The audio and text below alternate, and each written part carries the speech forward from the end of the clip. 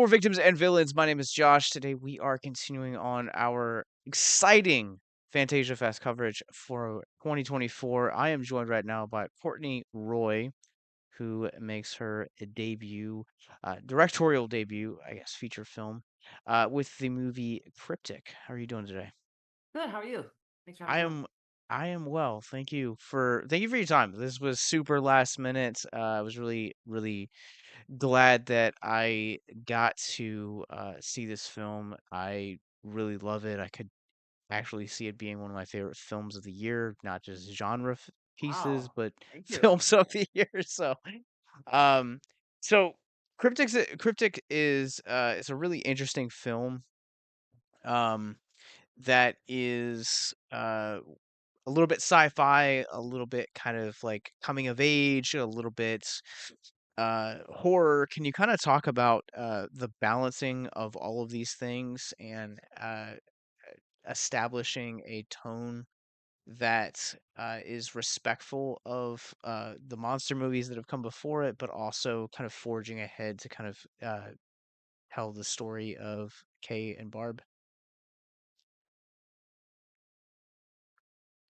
I mean, when I was working on it with Paul, the writer, Paul Bromley, he's we kind of came up obviously together with the story, the idea. We weren't.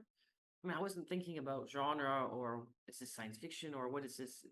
It was it came from a place of like, what do we want to make a movie about? Like, what's it's like more like this sheer kind of delight of creativity of like, hey, what do we want to do? Like, this is he would we kind of made a list of things we want to see in this film.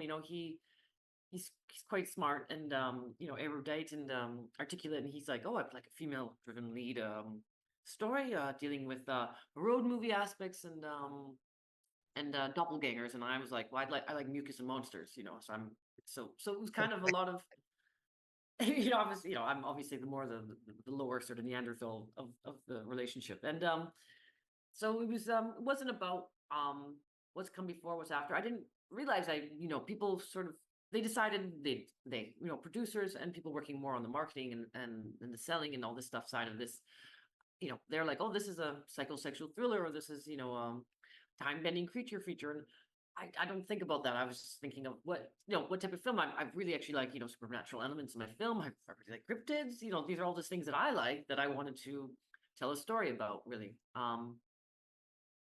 So it So was just yeah, go ahead, sorry. I was gonna say I'm not super familiar. Like speaking of that, the cryptids element in this, I am not like super knowledgeable when it comes to um cryptozoology. Like I think like my knowledge is like the Mothman. Like that's kind of like lives and breathes. That's already a good one. Uh, One of my but favorites.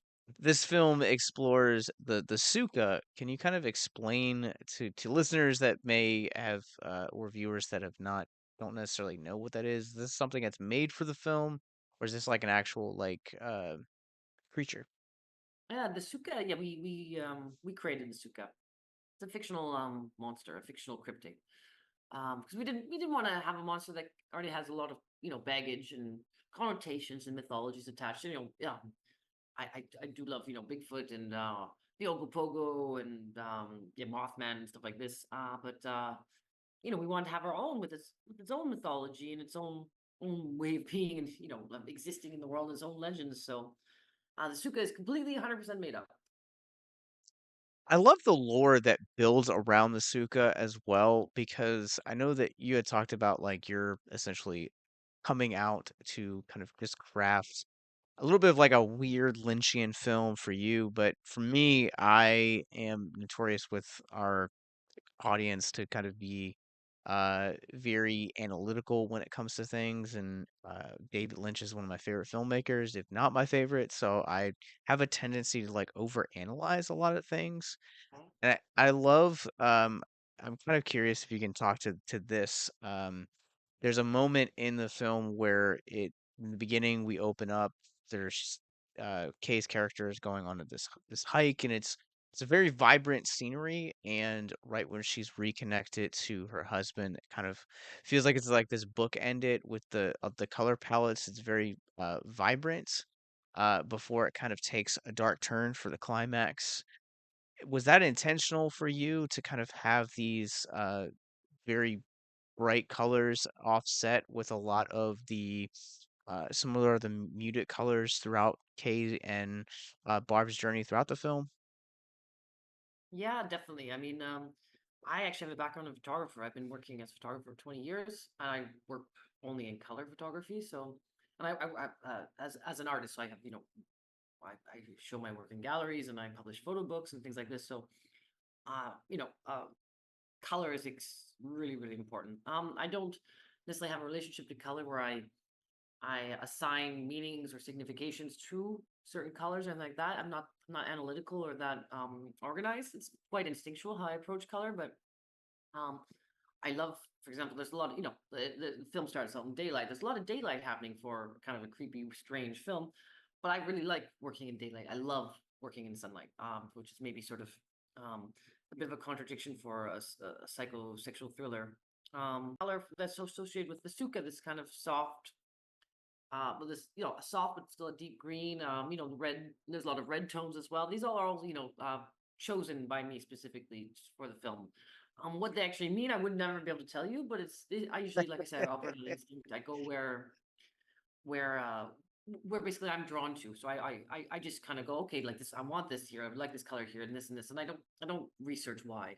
Actually, I don't look for the why. I just go with whatever I want to do.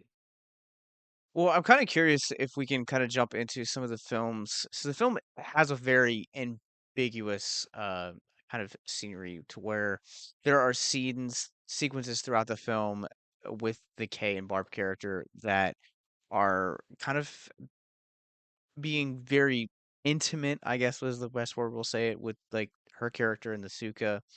And Mm, it's kind of offset with a lot of it kind of feels like this film in some essence almost kind of feels like a metaphor for um kind of overcoming or finding peace after a traumatic event and kind of going that way, using those flashbacks as kind of almost an allegory or a metaphor for those. Can you kind of talk about the purpose of those like kind of like cutaway scenes to where we kind of get to see her embrace the Suka?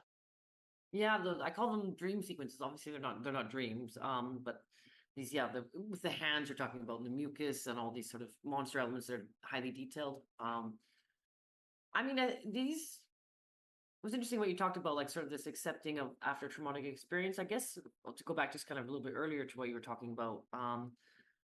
The suka for me is this monster is, it's not necessarily an evil thing, right? It's more about that, it offers a lot of, there's a freedom and like a lot of liberty that comes with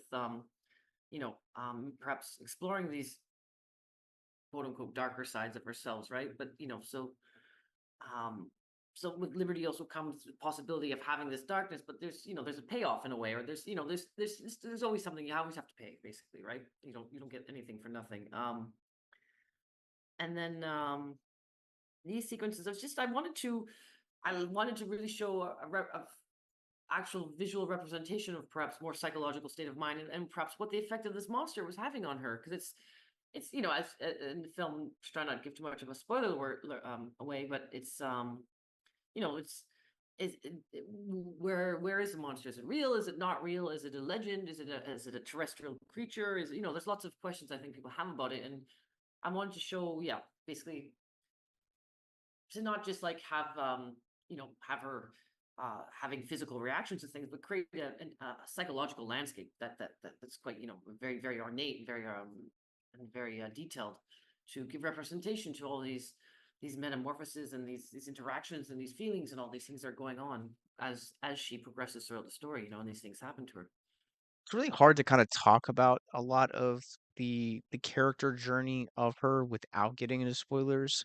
One of Yeah. the things that I think this movie does really well is you talked about it earlier, where it's this essentially this road movie. It's a character growth, coming of age, even though she's probably late 30s, early 40s.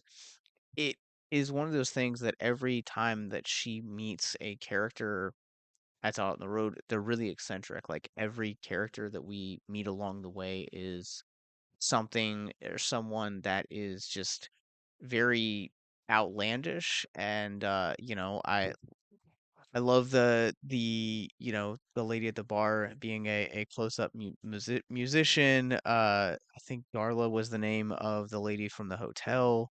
Like, when you guys were crafting the story, how important were some of those elements to kind of bring some levity to some of the more serious elements of the film, or to really kind of grow the Barb character? Um, the some of those characters actually like based on real people. So that's obviously like not no not based on real people, inspired by real people. Let's say like things I've done a lot of work in my photographic experience, or just meeting a lot of road trips. So I've met a lot of eccentric people, a lot of very fascinating, very interesting people. Obviously, it's not like based specifically on people that like, but like kind of compile these things based on elements of people you've met, and so that that has some sort of basis in the fact that when you're on the road, you will meet a lot of uh, a lot of kooky characters, and also I mean I think that the work because we wanted to have there's this there is a bit of there's humor, there's a streak of humor running throughout the film. That's important. That's also part of my photographic work. There is always a streak of dark humor underneath the these very colorful images. And I think it's just Paul and I have a very similar sense of humor. So it was important that although there's serious things being tackled in the film, and we're trying to to express that it's that don't want to kind of don't want to take myself too seriously anyway. It is a film that we want to be entertained, and it's I wasn't trying to make a comedy, but it's just you have to have these. It's just important to have these touches of color and character, and I think it just adds so much more to the film. I love that there is a part of uh, her character journey where I mentioned the close-up magician, and like gives her this like rhinestone kind of cape that she like keeps, and like even after the film kind of uh, takes a turn to where she's reunited with her husband, like there's that moment where she's like looking at it in the trash can. It's a fun moment. But my last question is gonna go to back to the Suka. You guys, this very ambiguous with those cutaway shots. We never kind of see the final form, though we're kind of alluded to what it is. Can you guys kind of talk about the leaving the mystery within it, especially in a day and age now where it seems like uh every film feels like they have to over explain something to its audience? Yeah, I mean that was definitely Paul and I was a big what's the word like a big aspect of Cryptic was that we did not want to explain. I Some of my favorite movies are films where there's a lot left to where I have to imagine really what's going on and that nothing's explained to me. So and I really enjoy those films where that it sticks with me in my mind. I'm going over stories and I'm creating my own scenarios, explanations, and ideas about what's going on. So that was really important that we don't explain without obviously because there's this fine line between if you're being really really enigmatic, you're just going to bore or irritate the audience, right? So you have to definitely you have to kind of like find this fine line between keeping them hanging on, but at the same time not giving too much away, which was something we were really well aware of even when we were filming and through the whole filming process. And so the Suka, I think we didn't want to reveal it because it's just it's we I mean we do kind of have a little bit in the end. I think you see it a bit more during certain parts, let's say. But yeah, I think it's just I guess it's just we just it wasn't it was more like editing it. That's what because obviously we did shoot a lot of coverage of the monster. It's just more like as you're editing, what feels right when you're putting it together. So it was a conversation that was ongoing as we were putting the film together. It wasn't like you're never going to show it. Never. It's more like, well, let's see what when we're at this point. Let's try different things. Let's how does it feel if we do this? So it was really kind of a give and take. It was discussion the whole way through as we're going through it.